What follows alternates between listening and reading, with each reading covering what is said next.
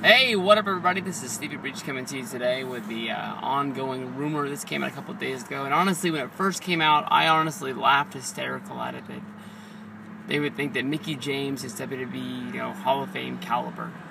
After thinking about this for a while, honestly, they have to put a chick in there. I mean, it's always been, you sort of have your main eventer, you sort of have your tag team, you sort of have this, that, and the other. And a diva or a woman wrestler, you have your celebrity person go in as well. Over the past few years, we've seen some of the best, divas of all time go in. You got, basically, Sherry Martel went in already. We've seen Sunny go in. She wasn't really the Attitude Era, but she was really before it. But she was one of the biggest stars in the company, and definitely one of the reasons a lot of people were watching Monday Night Raw back in the day, especially Saturday Night's Slam or whatever the hell that one. Oh, Shotgun Saturday Night. Her rolling around on the bed with Elmo. I think everybody's seen that video on YouTube a few thousand times. And then over the last 2 years, we've seen Lita and Trish, two of the best wrestlers that they've ever had. But, Mickie James was always one of my favorites. She's a 5-time Divas champion. She's a 3-time Knockouts champion for TNA. TNA really missed the boat with Mickie James. She went in there for a tryout. I think she was actually there with CM Punk at the same time, so they really missed the boat on this one. But that was around 2002, somewhere around 2005, she made her debut with WWE. She got one of the best Divas debuts in a long, long time.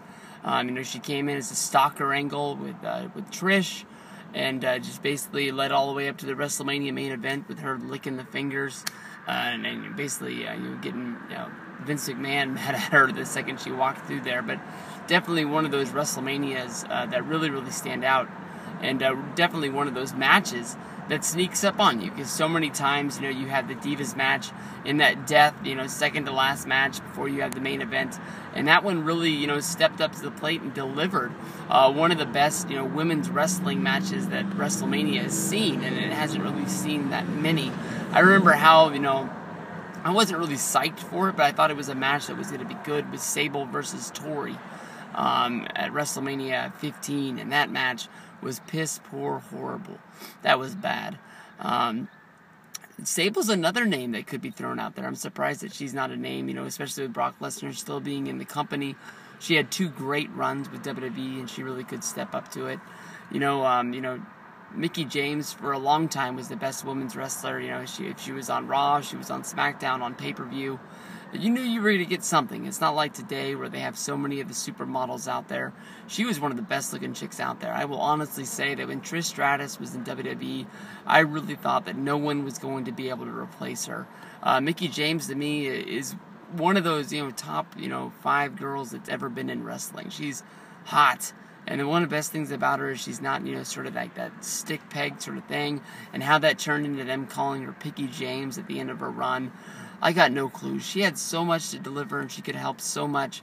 If she would have stayed in WWE after her run in 2010 when it ended, she could have had, so many, more matches with people there that would have, meant something. But she left because I think that WWE wanted to put their hand in her music career, and she didn't want that. So she got for some freedom over in TNA, and she went over there until the point of she didn't matter anymore. So WrestleMania 31, if the WWE does want to put her in the Hall of Fame, I give my thumbs up to it. As long as we see The Rock, as long as we see maybe Macho Man, there are people more, deserving of being those first 2 names thrown out there.